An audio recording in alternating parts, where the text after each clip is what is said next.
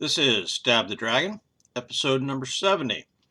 Here I am trying out Rumble instead of YouTube because I think Rumble is probably more in line with my way of thinking, more freedom. YouTube is crowded. I still like YouTube and I'm still going to put some things on YouTube. I'm not going to abandon it, but I'm likely going to be splitting my time between Rumble and YouTube now. And I tell you the truth, I'm not even sure how Rumble works. I'm just barely getting into it. Today is the 21st anniversary of 9/11. This is the 11th of September 2022. 9/11, the attack on the USA by Islamic terrorists. So I want to share my thoughts on the subject. I'll try to be honest but also careful so as not to offend the Facebook police or get myself under any further gaze from the steely-eyed feds. So first of all, the attack. The attack that occurred in New York City, Washington, D.C., and that field in Pennsylvania on 9/11 of '01 was strategically and tactically genius level from a purely military perspective.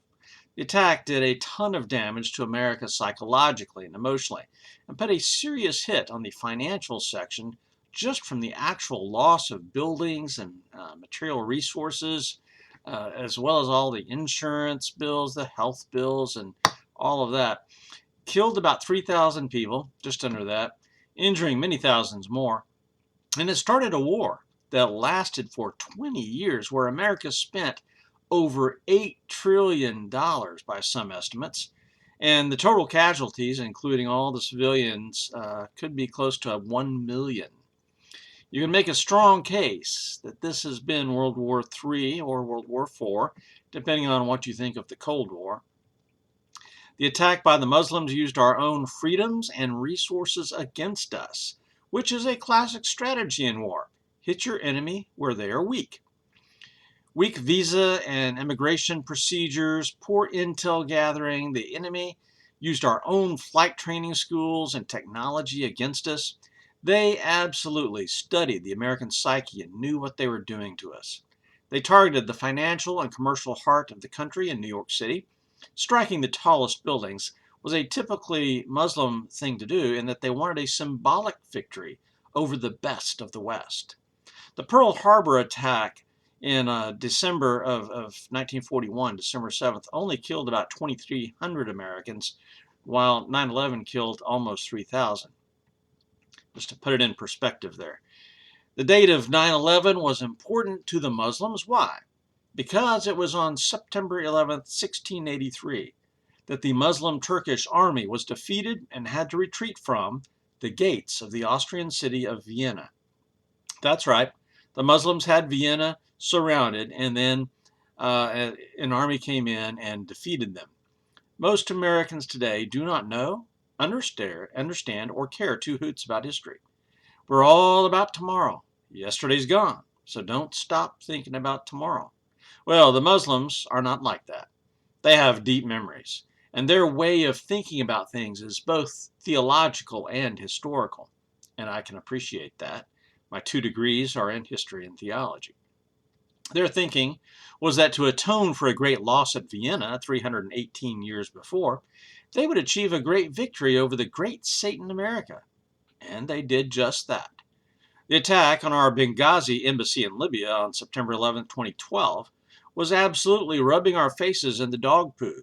And again, we had some advanced warning, but failed to act. Then, when we had the ability to respond, Clinton and Obama chose to retreat instead, abandoning the Ambassador Stevens and those brave warriors who defended it. This defeat on 9/11/01 was in keeping with the prior defeats that we had suffered in, let's say 1992 Mogadishu, Somalia, where Democrat President Clinton ultimately pulled U.S. troops out, but the incoherent policy of Republican President George H.W. Bush placed them in danger prior to Clinton. Other prior defeats the terrorists probably had looked at included our incomplete war with Saddam Hussein in Iraq in 1991, the bombing of the Marine barracks in Lebanon, 1983, and then how long the war with Vietnam lasted, ending with a U.S. retreat and allowing Vietnam to fall. The Muslims have studied America and understand that we just don't have the stomach for war, especially not a long war of attrition. While our military remains second to none and our technology is simply the best, our soul is sick, and we cannot properly defend ourselves or fight to win. Secondly, the response. America was united superficially by the attack for about a week. Then the left erupted in a chorus of blaming ourselves for attack, blaming United States policies, our presence in Saudi Arabia, fighting a war for oil 10 years prior, colonizing, and because we're simply white Europeans, whatever. Some leftists automatically sided with the Muslims because the leftists hate America and are allied with anyone who also hates America, like commies and Muslims. The Muslims hate us for siding with Israel for over 70 years, so the left also hates Israel. But the point is that our response was not united. The divisions in our country are so deep and so stark that we can't even unite when we're attacked. We can no longer defend our country. George W. Bush's response was good on the surface, but in retrospect, weak strategically. The very quick response to invade Afghanistan with a small footprint using special operators, special forces, Green Berets, according to Don Rumsfeld, that the SecDef, the Secretary of Defense, seemingly all that made great headlines and a quick victory was near, we all thought. It did not work out that way because we failed to get Osama bin Laden at the Battle of Tora Bora in December 2001. And he fled to our wonderful Muslim ally, Pakistan, where he remained for 10 years, protected until Obama sent a team in to get him in 2011. Maybe the only thing I agreed with Obama on during those dreadful 8 years.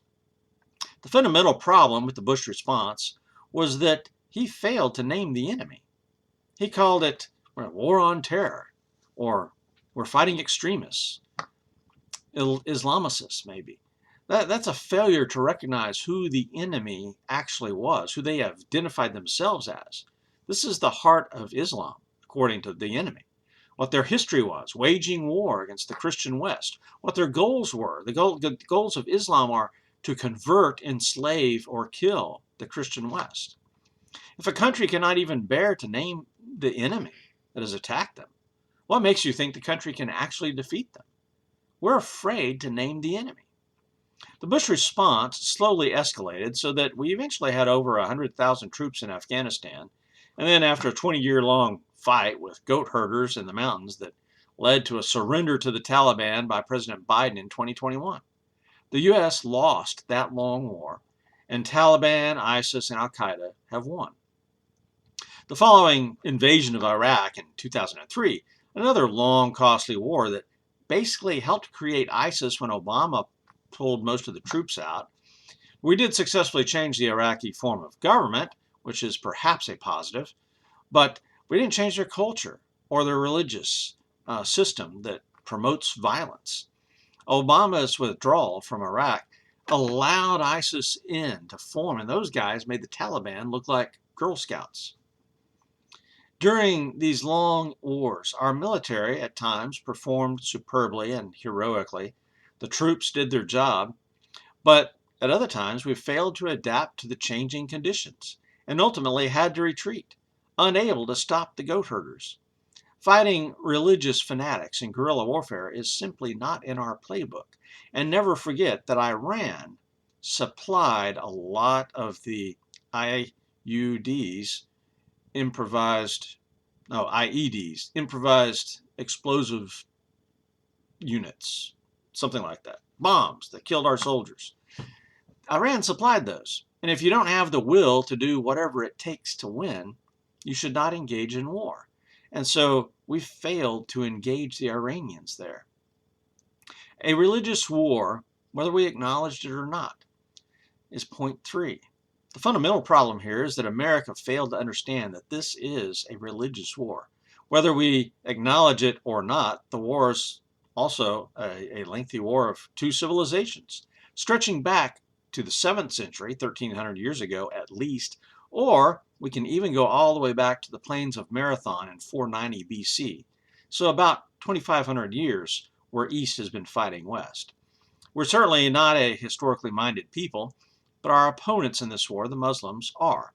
And their driving force is their faith, their belief in their history, the belief in their future.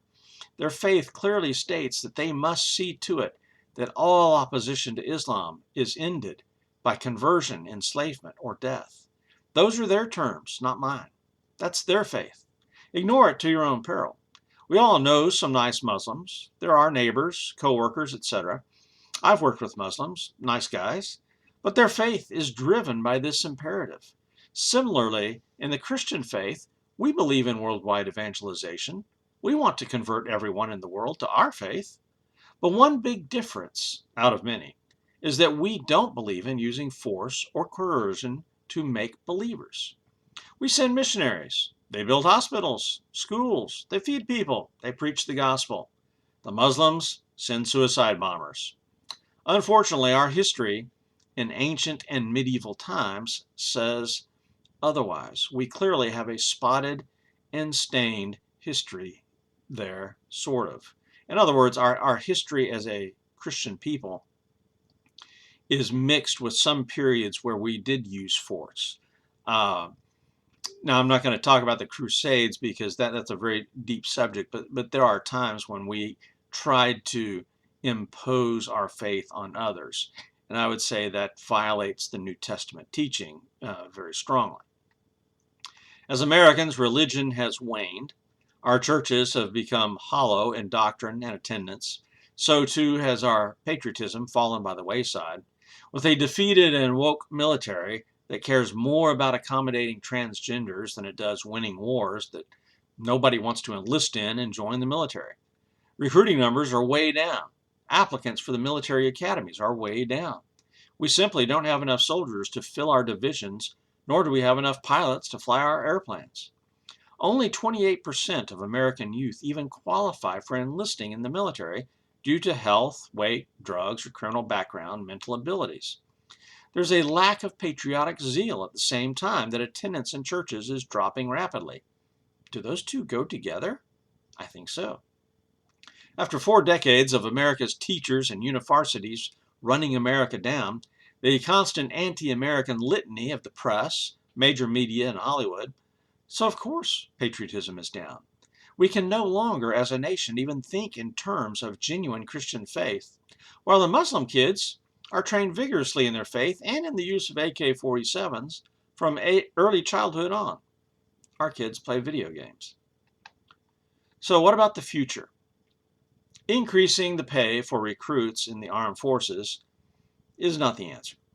The facts are that the officer corps and senior NCO corps are filled with woke leftists who will do the bidding of the Democrats. From allowing women in the combat arms to allowing homosexuality, paying for transgender surgeries, etc., making recruiting videos of Heather and her 2 mommies. All of this is one giant social experiment when the military's job is to kill people and break things, to keep the peace. 40 or 50 years ago, the Dems figured out that the military was inherently conservative, and they needed to break that. They needed to pressure the military into a different way of thinking. So it's been a long game for the Democrats. For 50 years, they've been working on this. It's paid off for them, not so much for America. The main reason for the military is to defend the country, not to carry out woke social experiments. Conservatives and Republicans, and those are 2 different groups, failed to hold the center. The military caved in. So how do we fix it? First of all, a heaven-sent, Christ-centered, Bible-based, Holy Spirit-led revival. The soul of the nation simply must be revived. A long-term plan, secondly, of increasing patriotism that utilizes TV, Hollywood, and the music industry, and video games to produce patriotic, historically accurate movies, TV shows, music, and games. 3, a fundamental reworking of the public school system to produce responsible, knowledgeable citizens who know American history in a positive way, not the 1619 project, as well as civics and the basics of our government. A health and fitness program, 4th, to be placed in the schools to curb obesity and get our young people healthy enough to actually defend the country and cut health care costs.